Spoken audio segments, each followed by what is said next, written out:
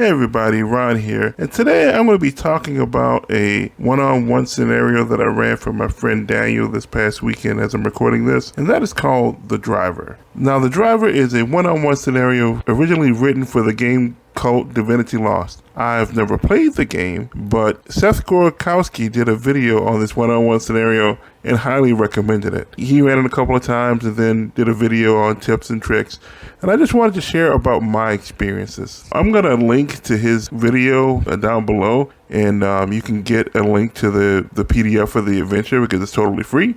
It's just a 4-page PDF with the scenarios, just some general advice on how to run it, and it is fantastic. I did take his advice on some of the things, that I'll be talking through that stuff and talking about my experience with the game. First of all, I did not run it in Kult Divinity Lost. I ran it in EZD6, which you folks should know is a system that I've fallen in love recently over the past couple of months. So Seth took a slightly different approach, but it was basically the same game. And this is the way it works.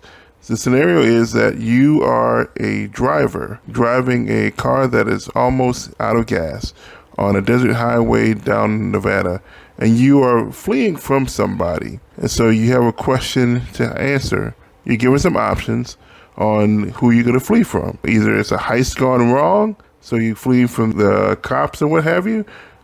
You fleeing from a former boss and her henchmen, or you're fleeing from an enemy from your past. And so even with those three, there's some follow-up questions that you ask to flesh things out again. Then the next question is, you have to your advantage, and this is where Seth deviated and something that I like.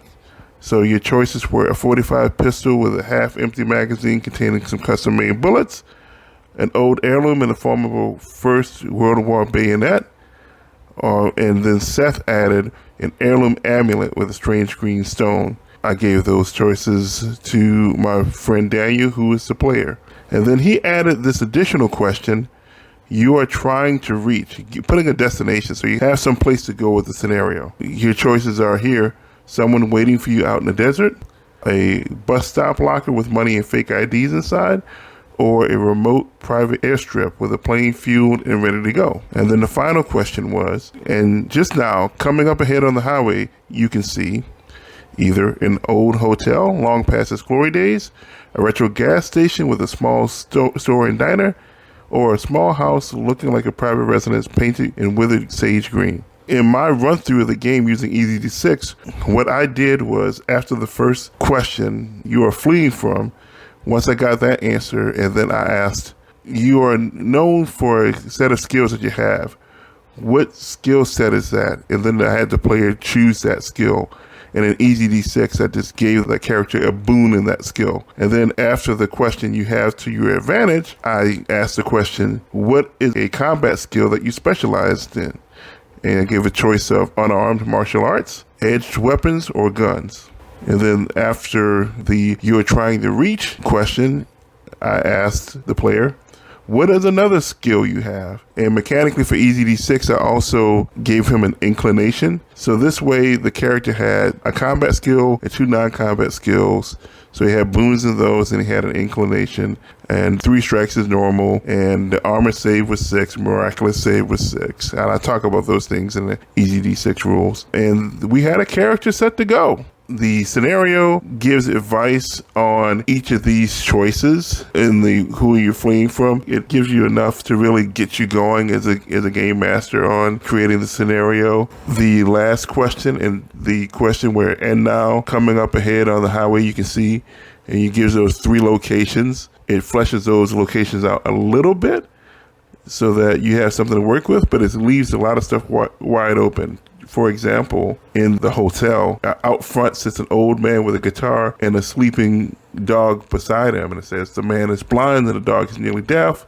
And it goes on and so forth. Doesn't give you too much more, but it gives you enough to get started. In my run through of this, my friend Daniel chose that he was fleeing from an enemy from his past named Rebecca. She was a skilled assassin he was a skilled thief. She was left for dead, but I had decided in the story that she survived, that she was captured, but she got out of prison and was after him. He chose like lock picking as a skill. So as an advantage, he chose the heirloom amulet.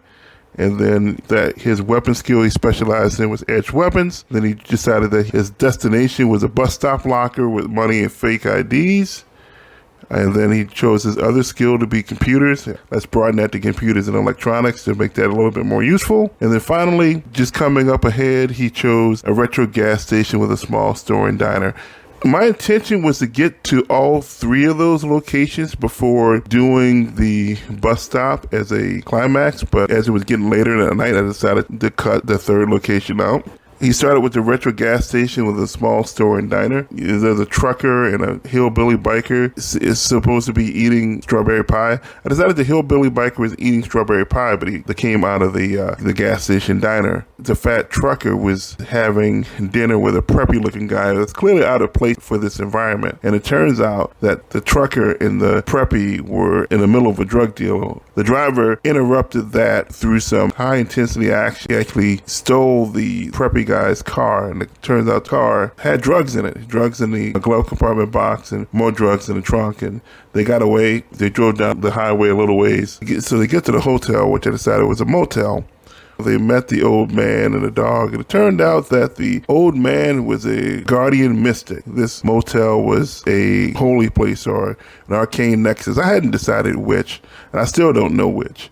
But either way it goes, it was a special magical site, and he was there to guard it. And the way they found that out was when the police inevitably chased the driver and his wife, whose name was Tori, down. They had a confrontation outside of the front of the hotel.